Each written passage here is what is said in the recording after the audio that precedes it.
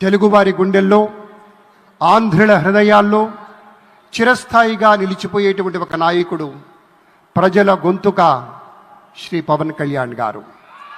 వారిలో ఉండేటువంటి స్ఫూర్తి, ప్రజల పట్ల ఉండేటువంటి భక్తి, సమాజంలో మార్పు తేవాలన్న తపన అమోఘం, అద్వితీయం. అటు సమాజంలో ఒక పవర్ఫుల్ లీడర్, వారి యొక్క సందేశాన్ని విందాం. అమరావతి పునఃప్రారంభం సందర్భంగా 34,000 ఎకరాలు ఇచ్చి 29,000 పైచిలకు రైతులు గత 5 సంవత్సరాలుగా నలిగిపోయి ఇక్కడికి వచ్చి రోడ్ల మీదకి వచ్చి ముళ్ళ కంచెల మధ్యలో కూర్చొని పోలీసు లాఠీ దెబ్బలు తిని కేసులు పెట్టించుకొని ఇంట్లో పెద్దవాళ్ళని కానీ చాలామందిని 2,000 పైచిలకు రైతులు ప్రాణాలు కోల్పోయి మీరు నలిగి బాధపడి మీ కన్నీళ్లు ఇచ్చేవాళ్ళు ఉన్నారా ఆ రోజునని చాలాసార్లు మహిళా రైతులు నన్ను అడిగారు. ఇది గౌరవ ప్రధానమంత్రి శ్రీ నరేంద్ర మోదీ గారికి తెలుస్తుందా అని ఒకసారికి 5 సంవత్సరాల క్రితం మీరు అడిగారు. నేను ఆ రోజు ఆయనకి తెలియకుండా ఏది ఉండదు, అమరావతి శాశ్వత రాజధానిగా ఉంటుందని ఆ రోజు మేమందరం కలిపి మాట ఇచ్చాం. ఆ ఇచ్చిన మాట ప్రకారం ఈ రోజున గౌరవ ప్రధానమంత్రి గారి చేతుల మీదుగా మళ్ళీ ఇంకొకసారి పునఃప్రారంభం జరగబోతుంది. ఇది ఆది శంకరాచార్య 1237వ జయంతి సందర్భంగా తిరిగి అమరావతి పునఃప్రారంభం కావటం చాలా ఆనందాన్ని కలగజేస్తుంది. మనందరం 5 కోట్ల మంది ప్రజలకి సంబంధించి ఇది ఒక హబ్, ఇది సెంటర్, నవ్ సెంటర్. అంటే మనందరికి సంబంధించిన ఇల్లు ఇది. మనందరం ఎవరిని అడుగుతున్నామంటే, ఒక ప్రధానమంత్రి గారు పూర్వం సన్యాసాశ్రమంలో ఉన్నప్పుడు ఆయనకి అనికేత్ అనే పేరు పెట్టారు. అనికేత్ అంటే అర్థం పరమశివుడు, ఇల్లు లేనివాడని. అలాంటి ఇల్లు లేనివాడు, కుటుంబం లేనివాడు 5 కోట్ల మంది కుటుంబాలకు, 5 కోట్ల మంది ప్రజల కోసం, ఎన్ని కోట్ల కుటుంబాల కోసం మనందరికీ రాజధానిలో ఒక నగరం నిర్మించడానికి, ఇల్లు నిర్మించుకోవడానికి ఇల్లు లేకుండా 140 కోట్ల మంది ప్రజల బాధ్యత తీసుకొని కశ్మీర్ నుంచి కన్యాకుమారి వరకు, అక్కడ కామాఖ్య నుంచి ద్వారకా వరకు ప్రపంచమే, మన దేశమే తన కుటుంబంగా చేసుకుంటూ ఈ భారతదేశమే తన ఇల్లుగా చేసుకొని తిరిగి పునఃప్రారంభానికి విచ్చేసిన గౌరవ ప్రధానమంత్రి శ్రీ నరేంద్ర మోదీ గారికి మనస్ఫూర్తిగా మన అందరి తరపున, ఆంధ్రప్రదేశ్ ప్రజలందరి తరపున, అమరావతి రైతాంగం తరపున, ఆడపడుచుల తరపున వారికి చేతులెత్తి హృదయపూర్వక నమస్కారాలు తెలియజేస్తున్నాను. దివిసీమ తుఫాన్ వచ్చి అందరి ఆశల్ని తుడిచిపెట్టేసినట్టు గత ప్రభుత్వం రాష్ట్రం మరియు అమరావతి భవిష్యత్తుని తుడిచిపెట్టేసింది. అమరావతి అంటే పరదాలు, సెక్షన్ 30, సెక్షన్ 144 మాత్రమే గుర్తుకొచ్చేలా పనిచేశారు. నువ్వు ధర్మం కోసం నిలబడితే ధర్మం నువ్వు నిలబడేలా చేస్తుంది అనే విధంగా ఆ రోజున అమరావతి రైతులు, రాష్ట్ర ప్రజలు ఈ ధర్మ యుద్ధంలో విజయం సాధించారు. రైతులు ఇచ్చిన 11,000 ఎకరాల భూమిని త్యాగం చేసి, వారి సంకల్పం 33,000 ఎకరాల భూమిని త్యాగం చేసి వారి సంకల్పం ఫలితంగా ఈ రోజున ఆంధ్రప్రదేశ్ రాజధాని ఆవిర్భవించింది.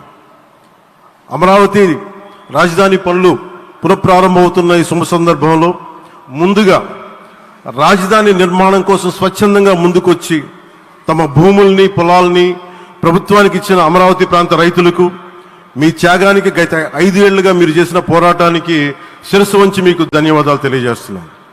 గత 5 ఏళ్లుగా రాజధాని నిర్మాణం నిలిచిపోయి రాజధాని తరలిపోతుందనే సమయంలో రోడ్ల మీదకు వచ్చి 5 కోట్ల ప్రజల తరపున రైతులు, మహిళలు, విద్యార్థులు చేసిన పోరాటం, మీరు పడిన అవమానాలు, మీపై పడిన గాయాలు ప్రతి ఒక్కటి మా మనసులో ఉంది.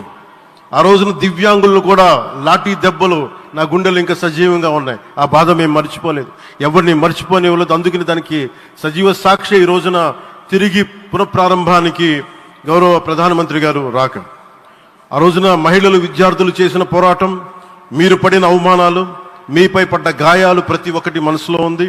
మీ త్యాగాన్ని మేము మర్చిపోం. మీరు చేసిన త్యాగానికి జవాబుదారీగా ఉంటాం. బాధ్యతగా అమరావతి నిర్మాణం జరిగేలా సాయశక్తుల ఈ కూటమి ప్రభుత్వం కృషి చేస్తుంది. అమరావతి రైతుల త్యాగాలను హృదయపూర్వకంగా స్మరించుకుంటూ వారి ప్రతినిధులుగా ఇక్కడకు విచ్చేసిన రైతులకి నా ప్రత్యేక నమస్కారం. ఈ పోరాటంలో వారికి ప్రతినిధులుగా సన్మానం అందుకుంటున్న మహిళా రైతులు పాత్ర, ప్రత్యేకించి అమరావతి మహిళా రైతుల పాత్ర చాలా అభినందనీయం. మీరు ఎంత నలిగారు, మీరు ఎంత రోడ్ల మీదకి వచ్చారు. మగవాళ్ళు ఆపేస్తే ఆడపడుచులు బయటకు వచ్చి తిరిగి పౌరుషం చూపించారు, ఆంధ్ర పౌరుషం చూపించారు. మీరికి నా ప్రత్యేక అభినందన. వాళ్ళు చూపిన సాహసం, సహనం అందరికీ ప్రేరణగా నిలుస్తాయి.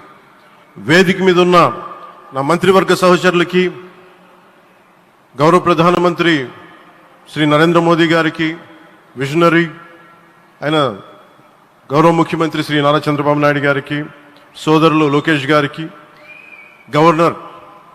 గవర్నర్ గారికి ప్రత్యేకించి నా హృదయపూర్వక నమస్కారాలు, ధన్యవాదాలు తెలియజేస్తున్నాను.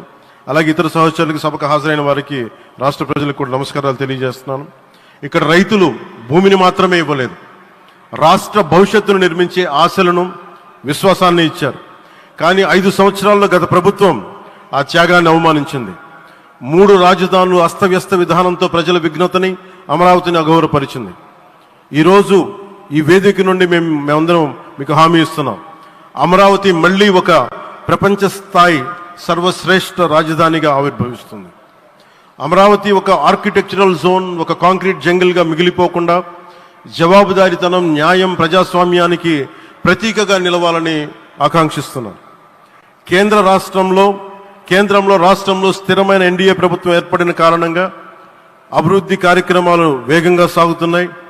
మేనిఫెస్టోలో ఇచ్చిన హామీలన్నీ దశల వారీగా బాధ్యతాయుతంగా అమలు చేస్తున్నాం. కేవలం మ్యాచింగ్ గ్రాంట్స్ ఇవ్వని కారణంగా గత ప్రభుత్వం రాష్ట్రం కేంద్రం నుంచి పొందాల్సిన 1000 కోట్లు నష్టపోయింది. కానీ ఈ ప్రభుత్వం కోఆపరేటివ్ ఫెడరలిజం స్ఫూర్తితోటి పరస్పర సహకారంతో పనిచేస్తున్నాం. రాష్ట్రంలో రహదారులు, రైల్వే, పారిశ్రామిక రక్షణకు సంబంధించి ఈ రోజున మన అమరావతి కాకుండా రాష్ట్రంలో రహదారులు, రైల్వే, పారిశ్రామిక రక్షణకు సంబంధించి ఈ రోజున 1,07,00,000 కోట్ల విలువైన అభివృద్ధి పనులకి ప్రధాని గారు శంకుస్థాపనలు, ప్రారంభోత్సవాలు చేస్తున్నారు.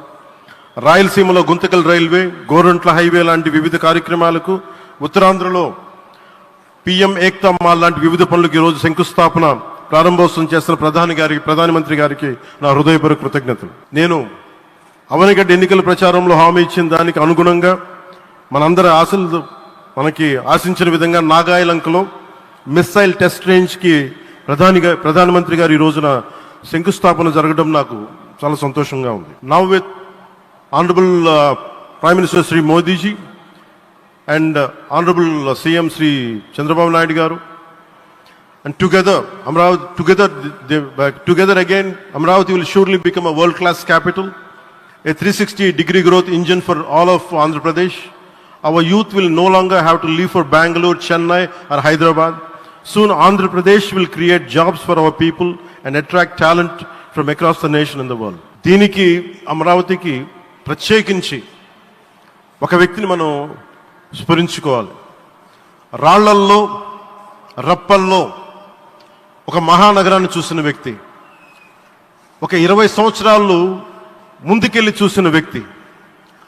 అలాంటి నాయకులు మనందరం కోరుకున్నట్టుగా ఆయన వెనంటే ఆయన ఉండాలి, ముఖ్యమంత్రిగా ఉండాలి అని మేము ఆశించిన విధంగా ఆయన ముఖ్యమంత్రి అయ్యారు. ఆయన సైబరాబాద్ అనే సిటీని ఎలా నిర్మించారో, ఎంత అద్భుతంగా రూపకల్పన చేశారో, అమరావతి అనే ఈ క్యాపిటల్ని కూడా ఆయన అపారమైన అనుభవంతో, ఆయన దక్షతతోటి, ఆయన గవర్నెన్స్ కేపబిలిటీ తోటి, అడ్మినిస్ట్రేటివ్ కెపాసిటీ తోటి ఇది అద్భుతమైన మహానగరంగా తీర్చిదిద్దుతుంది. ఇది ఆంధ్రప్రదేశ్కే కాదు, భారతదేశానికి తలమానికంగా అవుతుందని మనస్ఫూర్తిగా నేను ఆశిస్తున్నాను. అలాగే ప్రత్యేకించి ఈ రోజున మనం ప్రధానమంత్రి గారిని చాలా లోతుగా మనం అర్థం చేసుకోవాలి. ఈ రోజున కశ్మీర్లో దాదాపు 28 మందిని చంపేశారు. అలాంటి క్లిష్ట సమయంలో, రాష్ట్రం, దేశం మొత్తం యుద్ధం వైపు వెళ్తున్న సమయంలో, అలాంటి కీలక సమయంలో ప్రధానమంత్రి గారు ఇక్కడికి వచ్చి లోపలంత బరువు, గుండెల్లో బరువు పెట్టుకొని, వేదన ఉండి కూడా అమరావతి రైతులు చేసిన త్యాగాలను మర్చిపోకూడదని చెప్పి ఇంత ఇబ్బందుల్లో కూడా ఆయనకు వచ్చినందుకు మనస్ఫూర్తిగా ఒక్కసారి మనందరం ప్రధానమంత్రి గారికి గౌరవ సూచకంగా మనందరం కృతజ్ఞతలు తెలియజేయాలి. The Pahalgam terrorist attack has been one of the darkest days for the entire country. Even the blood was spilled in Kashmir. The blood spilled in Kashmir, it created tremors in the entire nation. And we had seen it personally, witnessed personally, the pain of the victims. For the Honorable PM Modi ji, he is leading the country through these tough times, and he assured all the citizens with stern action against the perpetrators of terrorism. I know this is very sensitive time, and Modi ji is carrying the nation's burden. Amidst this tremendous difficult moment, Modi ji still gave time and came today to Amravati. This shows his deep commitment to Andhra Pradesh, to the people of Andhra Pradesh, and we are deeply grateful to you, sir. May Lord Bhavani, మన కనకదుర్గమ్మ ఆశీస్సులతోటి వారికి బలాన్ని ఇవ్వాలి, శక్తిని ఇవ్వాలి, మనందరం ప్రార్థిద్దాం. May Lord Bhavani Mata give immense strength to our Honorable Prime Minister Modi ji to lead our nation and bless Bharat, Andhra Pradesh and Amravati. Jai Bhavani, Jai Bharat and Jai Hind. మీకు గర్వకారణంగా నిలిచేటువంటి నాయకులు కొంతమంది ఉంటారు. ఆ కోవలోని వారే Shri Pawan sir వీళ్ళంతా.